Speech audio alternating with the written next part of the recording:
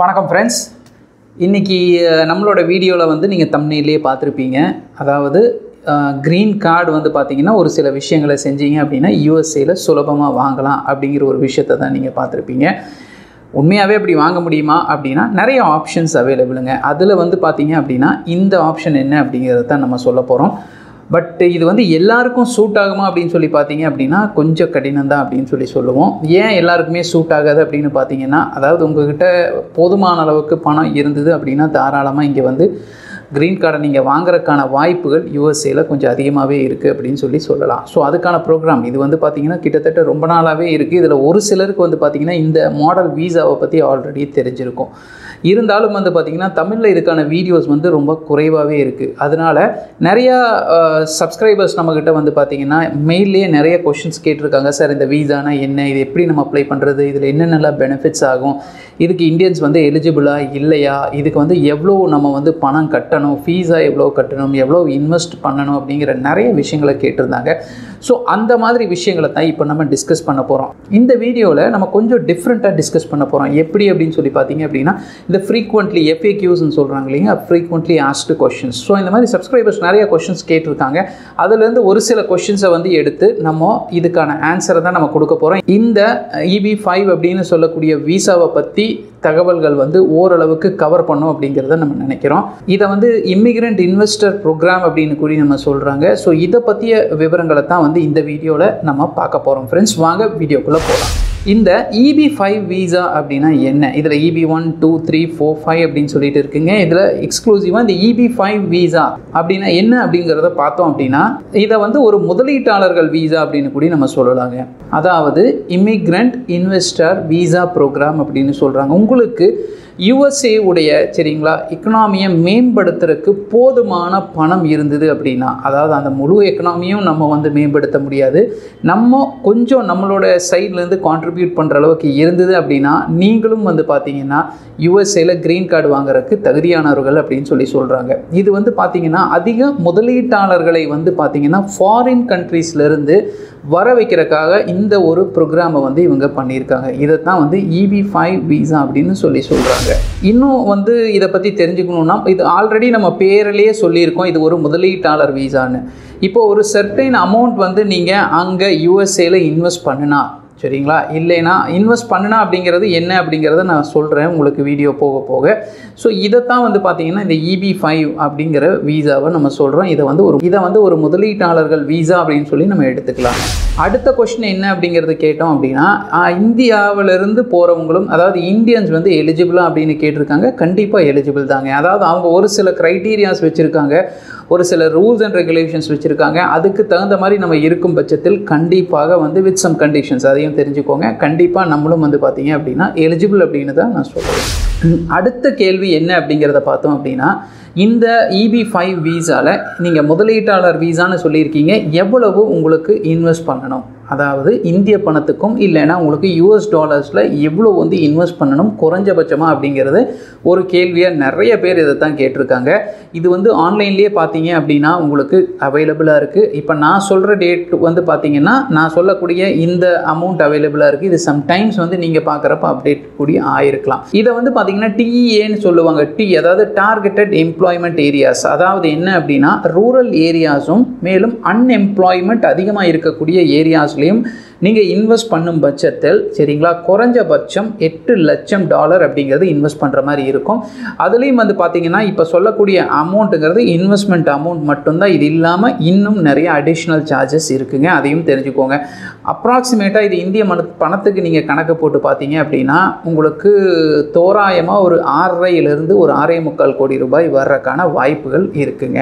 இது இல்லாத ஏரியாக்களில் நீங்கள் இன்வெஸ்ட் பண்ணும் பட்சத்தில் உங்களுக்கு ஒரு $10,50,000 உங்களுக்கு இன்வெஸ்ட் பண்ணுற மாதிரி இருக்குங்க. இதுவும் கிட்டத்தட்ட உங்களுக்கே தெரியும் ஒரு 8.25 கோடி வர்ற மாதிரி உங்களுக்கு இருக்கும். ஸோ இந்த அமௌண்ட் தான் வந்து நீங்கள் இன்வெஸ்ட் பண்ணுற மாதிரி இருக்கும். அங்கே இருக்கக்கூடிய தொழில் எப்படி இன்வெஸ்ட் பண்ணணும் அப்படிங்கிறதையும் நான் சொல்கிறேன். அப்போ இந்த இன்வெஸ்ட்மெண்ட் அமௌண்ட் உங்கள்கிட்ட போதுமானதாக இருக்கும் பட்சத்தில் நீங்கள் ட்ரை பண்ணிங்கன்னா நீங்களும் இந்த க்ரீன் கார்டு வாங்குறதுக்கான வாய்ப்புகள் இருக்குது. அடுத்த கேள்வி வந்து பார்த்திங்கன்னா இந்த இன்வெஸ்ட்மெண்ட் அப்படிங்கிறது எப்படி எதை மீன் பண்ணுறீங்க சார் அப்படின்னா, அப்படிங்கிறதையும் நிறைய பேர் கேட்டிருக்காங்க. ஸோ அப்போ இது எப்படி அப்படின்னு பார்த்தீங்க அப்படின்னா, டைரக்ட் இன்வெஸ்ட்மெண்ட் அப்படிங்கிறது, இன்டைரக்ட் இன்வெஸ்ட்மெண்ட் அப்படிங்கிறதும் இருக்குங்க. இந்த டைரக்ட் இன்வெஸ்ட்மெண்ட் அப்படிங்கிறது பார்த்தீங்கன்னா, நீங்கள் அங்கே ஒரு தொழில் வந்து தொடங்கலாம். அதாவது தொழில் தொடங்கும் பட்சத்தில் வந்து பார்த்தீங்கன்னா நிறைய க்ரைட்டீரியாஸ் வச்சுருக்காங்க. 2 இயர்ஸ் அவங்க உங்களுடைய அந்த தொழில் அப்படிங்கிறத வாட்ச் பண்ணுவாங்க. நிறைய நீங்கள் ஃபார்ம்ஸ் வந்து சப்மிட் பண்ணுற மாதிரி இருக்கும். உங்களுக்கு டெம்பரரி க்ரீன் கார்டு கொடுத்துட்டு அதை உங்களுக்கு திரும்பியும் வந்து பெர்மனெண்ட் ஆகிறதுக்கு நிறைய விஷயங்கள் நீங்கள் சப்மிட் பண்ணுங்க. தொழில் எப்படி போகுது அப்படிங்கிறத பார்ப்பாங்க. அது இல்லாமல் உங்களுக்கு குறைஞ்சபட்சம் 10 யூஎஸில் இருக்கக்கூடிய ஆட்களுக்கு வந்து ஃபுல் டைம் எம்ப்ளாய்மெண்ட் நீங்கள் கொடுக்குற மாதிரி இருக்கும். யூஎஸ் சிட்டிசனுக்கு நீங்கள் ஒரு 10 பேருக்காவது குறைந்தபட்சம் நீங்கள் வந்து ஃபுல் டைம் எம்ப்ளாய்மெண்ட் வந்து நீங்கள் கொடுக்குற மாதிரி இருக்கும். அது அவங்களோட க்ரைட்டீரியா. பர் வீக் குறைஞ்சது 35 மணி நேரம் வந்து, நான் சொல்கிறது அப்ராக்சிமேட் நினைக்கிறேன், இது சம்டைம்ஸ் மாறலாம். ஸோ 35 மணி நேரம் அப்படிங்கிறது வந்து பார்த்தீங்க அப்படின்னா வாரத்துக்கு அவங்க வேலை செய்கிற மாதிரி இருக்கும். ஸோ இந்த எம்ப்ளாய்மெண்ட்டை நீங்கள் கொடுக்குற மாதிரி இருக்கும். இது இல்லாததும் ஒரு சில உங்களுக்கு க்ரைட்டீரியாஸ் இருக்குது. இதைத்தான் வந்து பார்த்தீங்க அப்படின்னா, இது இல்லாமல் இல்லை சார் நான் தொழில் தொடங்காமல் வேறு எதுலேயே அது இன்வெஸ்ட் பண்ணலாமா, நான் தாராளமாக பண்ணலாம். இதுக்கு வந்து ரீஜனல் சென்டர்ஸ் அப்படின்னு சொல்லிட்டு இருக்குது. நீங்கள் அந்த இடத்துல கூட உங்களுடைய பணத்தை இன்வெஸ்ட் பண்ணலாம். அவங்க என்ன பண்ணுறாங்கன்னா, உங்களை மாதிரியே நிறைய இன்வெஸ்டர்ஸ் கிட்ட பணத்தை வாங்கி அவங்க வந்து வேறு ஏதாவது அங்கே இருக்கக்கூடிய தொழில்களில் வந்து இன்வெஸ்ட் பண்ணுறாங்க. இதை தான் வந்து பார்த்தீங்கன்னா, இது உங்களுக்கு இப்படியும் பண்ணலாம், இல்லைன்னா அப்படியும் பண்ணலாம். இதில் ரொம்ப முக்கியமான ஒரு விஷயம் நான் முன்னாடியே சொல்லணும்னு நினச்சேன், அதை நான் இப்போ மறந்துட்டேன். என்னென்னா, இந்த வீடியோ வந்து ஒரு இன்ஃபர்மேஷன் அண்ட் எஜுகேஷனல் பர்பஸ்க்கான வீடியோ மட்டும்தான். நீங்கள் வந்து என்னை ஒரு இமிக்ரேஷன் அட்டார்னி அப்படின்னு நீங்கள் நினச்சிக்க வேண்டாம். ஏன்னா நாங்கள் வந்து இந்த வேலையை நாங்கள் பண்ணுறதில்ல. நீங்கள் பண்ணணும் அப்படின்னு நினச்சாலும் டைரெக்டாக பண்ணுறது அப்படிங்கிறது கொஞ்சம் கடினமான வேலையாக தான் இருக்கும். பட் இதுக்குன்னு எக்ஸ்பர்ட்ஸ் நிறைய பேர் இருக்காங்க. எக்ஸ்பீரியன்ஸ்டு பர்சன்ஸ் இந்த இண்டஸ்ட்ரியில் நிறைய பேர் இருக்காங்க. இவங்களை வந்து இமிக்ரேஷன் அட்டார்னின்னு சொல்லுவாங்க, இல்லைனா லா ஃபார்ம்னு சொல்கிறாங்க. ஸோ அவங்கள காண்டாக்ட் பண்ணும் பட்சத்தில் அவங்க இன்னும் கொஞ்சம் கூட டீட்டெயிலாக சொல்லுவாங்க. உங்களுக்கு இந்த மாதிரி ஒரு வீசா இருக்குது அப்படிங்கிற ஒரு ஐடியா கொடுக்கறதுக்கான இன்ஃபர்மேஷனை தான் இப்போ நம்ம கொடுத்துட்ருக்கோம். அதை நீங்கள் தெரிஞ்சுக்கோங்க. அடுத்த கேள்வி வந்து, சார் நாங்கள் இந்த ப்ராசஸ் பண்ணுறதுக்கு எவ்வளோ ஃபீஸ் அடிஷ்னலாக சார்ஜ் ஆகும் அப்படிங்கிறத கேட்குறாங்க. இந்த ஃபீஸுங்கிறது உங்களுக்கு லா, அதாவது இந்த இமிக்ரேஷன் அட்டார்னியை பேஸ் பண்ணி உங்களுக்கு லா ஃபார்ம், அதாவது கம்பெனி டு கம்பெனி மாறும்னு சொல்கிறோம் இல்லைங்களா, கிட்டத்தட்ட அது மாதிரி தான். ஸோ இதில் அட்மினிஸ்ட்ரேஷன் சார்ஜஸ் அப்படின்னு சொல்லிட்டு ஒரு சார்ஜஸ் உங்களுக்கு அடிஷ்னலாக சார்ஜ் பண்ணுவாங்க. இதே கிட்டத்தட்ட உங்களுக்கு நான் குறைஞ்சபட்சம் சொல்கிறேன் ஒரு $40,000 $1 lakh வாங்குறதுக்கான சான்சஸ் இருக்குது. இது இல்லாமல் உங்களுக்கு லீகல் ஃபீஸ்னு சொல்லிட்டு ஒரு $15,000 to $25,000 சார்ஜ் பண்ணுறதுக்கான சான்சஸ் இருக்குது. இது இல்லாமல் இந்த USCIS இருக்குது இல்லைங்களா, இந்த USCIS.gov போனீங்கன்னா எல்லா டீட்டெயில், நான் சொல்கிற எல்லா டீட்டெயில்ஸுமே அங்கே அவைலபிளாக இருக்கும். நீங்கள் எப்போ வேணால் போய் அப்டேட்டட் இன்ஃபர்மேஷன் அதில் பார்த்துக்கலாம். ஸோ இதில் நீங்கள் வந்து பார்த்தீங்கன்னா இதுக்கு கட்டக்கூடிய ஃபீஸ்னு ஒரு அமௌண்ட் இருக்குது. அதாவது இந்த பெட்டிஷன் ஃபைலிங் ஃபீஸ்னு சொல்கிறோம் இல்லைங்களா, அது அப்ராக்சிமேட்டாக ஒரு $3,600 இல்லை $3,700 அப்படிங்கிறது பே பண்ணியிருக்கும். ஸோ ஆல் புட் டுகெதர் வந்து பார்த்தீங்க அப்படின்னா நீங்கள் நார்மலாக அங்கே 6.5 கோடி ப்ளஸ் உங்களுக்கு இன்னும் கோடி ஒரு 1 crore அப்படிங்கிறது அடிஷ்னலாக இருக்கும் பட்சத்தில், அதாவது இதுக்கான சார்ஜஸ் எல்லாம் நீங்கள் கணக்கு பண்ணி பார்த்தீங்கன்னா அதுவே உங்களுக்கு வந்துடும். ஸோ இதெல்லாம் கணக்கு பண்ணிவிட்டு ஓவராலாக ஒரு அமௌண்ட் வந்து நீங்கள் வச்சுருந்தீங்க அப்படின்னா உங்களுக்கு இந்த க்ரீன் கார்டு வாங்குறதுக்கான சான்சஸ் இருக்குது. அட் த சேம் டைம் நீங்கள் அங்கே இன்வெஸ்ட் பண்ணுறக்கும் இதை நீங்கள் யூட்டிலைஸ் பண்ணிக்கலாம். இந்த EB-5 வீசாக்கு எலிஜிபிலிட்டி இருக்கா சார்? ஏதாவது minimum criteria, minimum eligibility, for example நான் இவ்வளோ படிச்சிருக்கணும், இந்த டிகிரி வச்சிருக்கணும், இதில் இவ்வளோ எக்ஸ்பீரியன்ஸ் இருக்கணும், அதாவது அனுபவம் ஏதாவது ஒரு துறைகளில் இவ்வளோ இருக்கணும், அப்படியெல்லாம் எதுவுமே கிடையாதுங்க. எஜுகேஷன் குவாலிஃபிகேஷன் பெருசாக பார்க்குறதில்ல. அட் த சேம் டைம் உங்களுக்கு இவ்வளோ எக்ஸ்பீரியன்ஸ் தேவை அப்படிங்கிறத பார்க்குறதில்ல. அதாவது உங்களோட ஃபண்ட்ஸ் இருக்குது இல்லைங்களா, சோர்ஸ் ஆஃப் ஃபண்ட் அப்படிங்கிறது லீகலாக இருக்கணும். இவ்வளோ தான் விஷயம். ஸோ இந்த லீகல் சோர்ஸ் ஆஃப் ஃபண்ட்ஸ் வந்து நீங்கள் உங்களுக்கு காமிக்கிற மாதிரி இருந்ததுன்னா தட் இஸ் இனஃப் அப்படிங்கிற மாதிரி தான் நாங்கள் கேள்விப்பட்டிருக்கோம். இது எப்படி சார் அப்ளை பண்ணணும், எங்கேருந்து ஸ்டார்ட் பண்ணணும்? இது ரொம்பவே முக்கியமான கேள்வி. இதுவும் நிறைய பேர் கேட்டது. எங்கேருந்து ஸ்டார்ட் பண்ணணும் அப்படின்னு பார்த்தீங்க அப்படின்னா, நீங்கள் வந்து ஃபஸ்ட்டு இதோடைய கம்ப்ளீட் நாலேஜ் என்ன அப்படிங்கிறது தெரிஞ்சுக்கோங்க. ஓவராலாக அப்ராக்சிமேட்டாக ஒரு ஃபிகர் என்ன அமௌண்ட் வந்து வரும் அப்படிங்கிறத நீங்கள் தெரிஞ்சு வச்சுக்கோங்க. ஸோ அதுக்கான ஃபண்ட்ஸ் வந்து உங்கள்கிட்ட லீகலாக இருக்கா, உங்களுக்கு சோர்ஸ் ஆஃப் ஃபண்ட்ஸ் எல்லாம் லீகலாக உங்களுக்கு காமிக்க முடியுமா அப்படிங்கிறத நீங்கள் தெரிஞ்சு வச்சுக்கோங்க. டைரக்ட் அப்ளிகேஷன்ஸ் பண்ண முடியுமா அப்படின்னா வந்து கொஞ்சம் bit difficult, but you can do it. But still என்னென்னா கொஞ்சம் டிஃபிகல்ட், ஏன்னா நீங்கள் வந்து அதில் பெருசாக எக்ஸ்பீரியன்ஸ் இல்லை.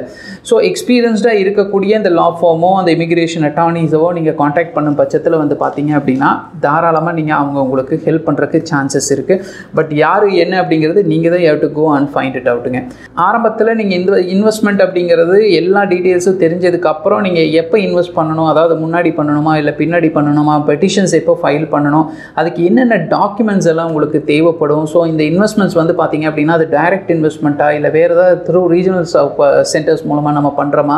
ஸோ இது எல்லா விவரங்களையும் வந்து பார்த்திங்கன்னா வந்து நீங்கள் ஆன்லைனில் அவைலபிளாக இருக்குது. பட் ஸ்டில் நீங்கள் அவங்கள கேட்டிங்கன்னா அவங்க நிறைய விஷயங்கள் ஆல்ரெடி எக்ஸ்பீரியன்ஸ்டாக இருப்பாங்க. ஸோ அவங்ககிட்ட கேட்கும் பட்சத்தில் அவங்க உங்களுக்கு ஹெல்ப் பண்ணுறதுக்கு நிறையா சான்சஸ் இருக்குது பை சார்ஜிங் சம் ஃபீஸ். அதையும் தெரிஞ்சுக்கோங்க. அண்ட் நெக்ஸ்ட் வந்து பார்த்தீங்கன்னா EB-5 வீசாவுடைய பெனிஃபிட்ஸ். இவ்வளோ பணம் கொடுத்து நான் அப்ளை பண்ணி இந்த க்ரீன் கார்டை வாங்குறேனே, எனக்கு என்னெல்லாம் சார் பெனிஃபிட்ஸ் அப்படின்னு நீங்கள் கேட்கலாங்க. க்ரீன் கார்டு ஹோல்டர்ஸுக்கு வந்து பார்த்தீங்கன்னா என்னென்னலாம் பெனிஃபிட்ஸ் கிடைக்கணுமோ அவ்வளோ பெனிஃபிட்ஸும் உங்களுக்கும் கிடைக்கும். அது உங்களுக்கு ஆன்லைனில் க்ரீன் கார்டு பெனிஃபிட்ஸ் நீங்கள் போய் சர்ச் பண்ணிங்கன்னா ஏகப்பட்ட விஷயங்களும் உங்களுக்கு தெரியும். ஒரு ஃபார் எக்ஸாம்பிள் உங்களுக்கு எம்ப்ளாய்மெண்ட் இருக்குது, ஒரு இவென்ச்சுவல் சிட்டிசன்ஷிப் இருக்குது, ஏகப்பட்ட ஆப்பர்ச்சுனிட்டிஸ் உங்களுக்கு வந்து எஜுகேஷன் இருக்குது, உங்களுக்கு மெடிக்கல், இந்த மாதிரியான நிறையா விஷயங்கள் வந்து அங்கே எதெல்லாம் வந்து உங்களுக்கு ஒரு அங்கே யூஎஸில் இருக்கக்கூடிய க்ரீன் கார்டு ஹோல்டருக்கு வந்து பார்த்திங்கன்னா ஒரு பெர்மனன்ட் ரெசிடென்சி அப்படிங்கிறது உங்களுக்கு கிடைக்கும். ஸோ அதுக்கு என்ன பெனிஃபிட்ஸ் கிடைக்குமோ எல்லா பெனிஃபிட்ஸும் நீங்கள் அவைல் பண்ணலாம். அட் த சேம் டைம் வந்து பார்த்திங்கன்னா அவங்க என்ன சொல்கிறாங்கன்னா, you can take your spouse with you. சரிங்களா, ஹஸ்பண்டோ ஒய்ஃபோ கூட கூப்பிட்டுக்கலாம். At the same time you can also take a child with you. அதாவது அன்மேரிட் சைல்டு, சரிங்களா, பிஃபோர் 21 years old, அதாவது 21 வயதுக்குள்ளே இருக்கிறவங்க அட் த சேம் டைம் அன்மேரிடாக இருக்கக்கூடிய உங்கள் குழந்தையை கூப்பிட்டுக்கலாம் அப்படிங்கிறது தான் சொல்கிறாங்க.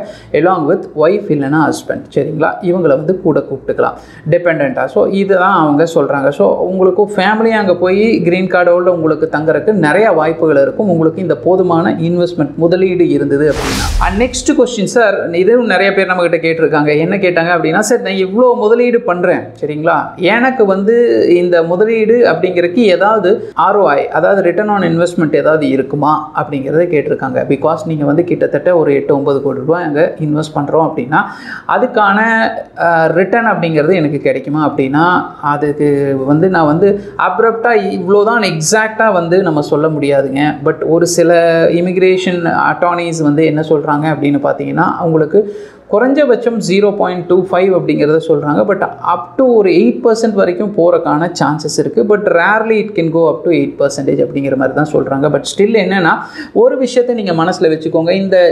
இந்த மணியை வந்து நீங்கள் இன்வெஸ்ட் பண்ணுறீங்க இந்த இடத்துல யூஎஸ்ஏல அப்படின்னா உங்களோட டார்கெட் என்ன அப்படின்னா you are going to get a green card there.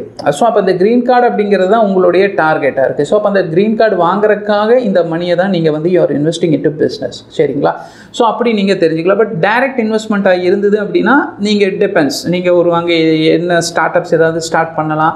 But அதுக்கான எல்லா கம்ப்ளீட் டாக்குமெண்ட்ஸ் அப்படிங்கிறது வந்து அவ்வளோ ப்ராப்பராக அங்கே தேவைப்படுங்க. ஸோ அதனால் அதையும் நீங்கள் மனசில் வச்சுக்கோங்க. இல்லை எனக்கு இன்டைரக்ட் இன்வெஸ்ட்மெண்ட் ரீஜனல் சென்டர்ஸ் மூலமாக இல்லை அது மாதிரி நான் இன்வெஸ்ட் பண்ணுறேன் அப்படின்னாலும் அவங்க நிறைய விஷயங்கள்ல உங்களுக்கு ஹெல்ப் பண்ணுவாங்க. பட் ரிட்டர்ன் ஆன் இன்வெஸ்ட்மெண்ட் அப்படிங்கிறது வந்து when compared with இந்தியா அப்படிங்கிறது உங்களுக்கு கொஞ்சம் குறைவு தான். ஏன்னா நம்ம இந்த இடத்துல வந்து நம்ம முதலீடு போட்டு அதுக்கான ரிட்டர்ன்ஸை எடுக்கிறோம் அப்படிங்கிறத விட இந்த க்ரீன் கார்டு வாங்குறதுக்கு இந்த ஒரு வேலை நம்ம போகிறோம் அப்படிங்கிறத நீங்கள் தெரிஞ்சுக்கோங்க. பட் நீங்கள் வந்து அந்த பணத்திற்கான உங்களுக்கு ரிட்டர்ன்ஸ் அப்படிங்கிறது கிடைக்கும். But not that as you expect அப்படிங்கிறத நம்ம சொல்லுவோம். அண்ட் அட் லாஸ்ட் வந்து இந்த இன்வெஸ்ட்மெண்ட் முதலீடுன்னு சொல்கிறீங்களா சார், இந்த முதலீடை வந்து நான் முன்னமே பண்ணணுமா இல்லை என்னோட வீசாவோட ப்ராசஸ் எல்லாம் பண்ணி முடிச்சதுக்கப்புறம் பண்ணணுமா அப்படின்னா அப்படி கிடையாது. இந்த இடத்துல உங்களுக்கு தெளிவாகவே தெரியும் இந்த வீசா ப்ராசஸ் பண்ணுறதுக்கு முதலீடு அப்படிங்கிறது, ஏன்னா இதோடைய பேரே வந்து பார்த்திங்கன்னா இமிக்ரெண்ட், சரிங்களா, இன்வெஸ்டர் ப்ரோக்ராம்.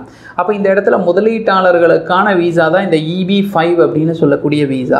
அப்போ இந்த வீசா அப்படிங்கிறது இதை நீங்கள் ப்ராசஸ் பண்ணுறதுக்கு முன்னாடி இந்த இன்வெஸ்ட்மெண்ட் டீட்டெயில்ஸ் அப்படிங்கிறது அந்த இடத்துல நீங்கள் சப்மிட் பண்ணுற மாதிரி இருக்கும். இப்போ நமக்கு தெரிஞ்ச இத்தனை விஷயங்களையும் உங்ககிட்ட ஷேர் பண்ணியிருக்கேன். இது இல்லாமல் இந்த EB-5 சம்மந்தமாக ஏகப்பட்ட விஷயங்கள் இருக்குங்க. நிறைய டாக்குமெண்ட்ஸ் தேவைப்படும்.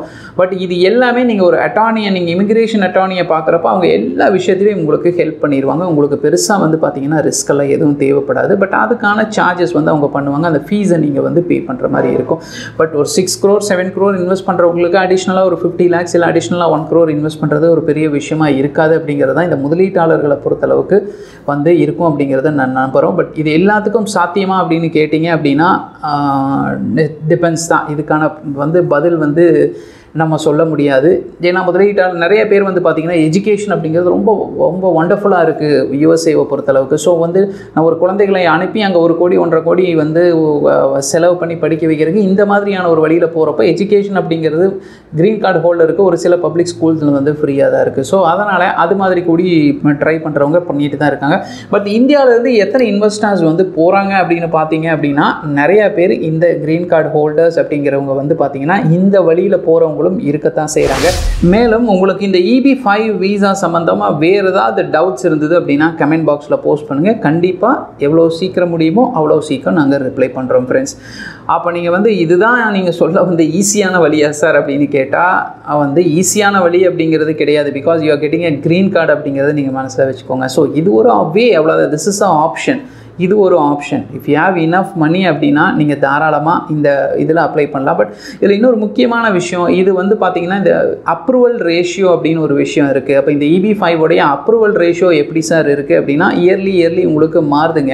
இது 2021, 22 90% இருந்தது. இப்போ வந்து 80-85% வரைக்கும் இருக்குது. சம்டைம்ஸ் 75 போகிறக்கூடிய சான்சஸ் இருக்குது. பட் நீங்கள் வந்து ஒரு விஷயத்தை மனசில் வச்சுக்கோங்க. அதாவது 75% அப்ரூவல் ரேட்டுங்கிறது இட்ஸ் குட். அதாவது கிட்டத்தட்ட 100 பேர் அப்ளை பண்ணுறப்போ ஒரு 75லேருந்து 80 பேர் அப்படிங்கிறது உங்களுக்கு அப்ரூவ் ஆகத்தான் செய்யுது. ஸோ அதனால் 100 பேர் அப்ளை பண்ணால் ஒரு 80 பேரே போகிறக்கு சான்சஸ் இருக்குது. இதை தான் அப்ரூவல் ரேஷியோ அப்படின்னு சொல்கிறாங்க. அப்ரூவல் ரேஷியோ வந்து பார்த்திங்கன்னா குட் அப்படின்னே நம்ம சொல்லலாம்.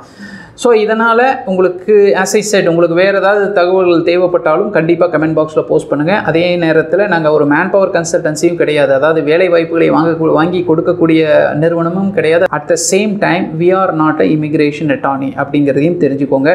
இந்த கம்ப்ளீட் வீடியோ இஸ் ஜஸ்ட் சரிங்களா for a information purpose only and for a education purpose only மட்டும்தான். இந்த மாதிரி USA போகிறக்கு தேடிட்டு இருக்கிறவங்களுக்கு, அங்கே வேலை வாய்ப்புகள் தேடிட்டு இருக்கிறவங்களுக்கோ இல்லை அங்கே போய் இந்த மாதிரி செட்டில் ஆகணும்னு விருப்பப்படுறவங்களுக்கோ இந்த மாதிரியும் ஒரு வழி இருக்குது அப்படின்னு அவங்களுக்கு தெரிவிக்கிறதுக்காக தான் பார்த்தீங்கன்னா இது ஒரு இன்ஃபர்மேஷன் வீடியோவாக நீங்கள் எடுத்துக்கோங்க.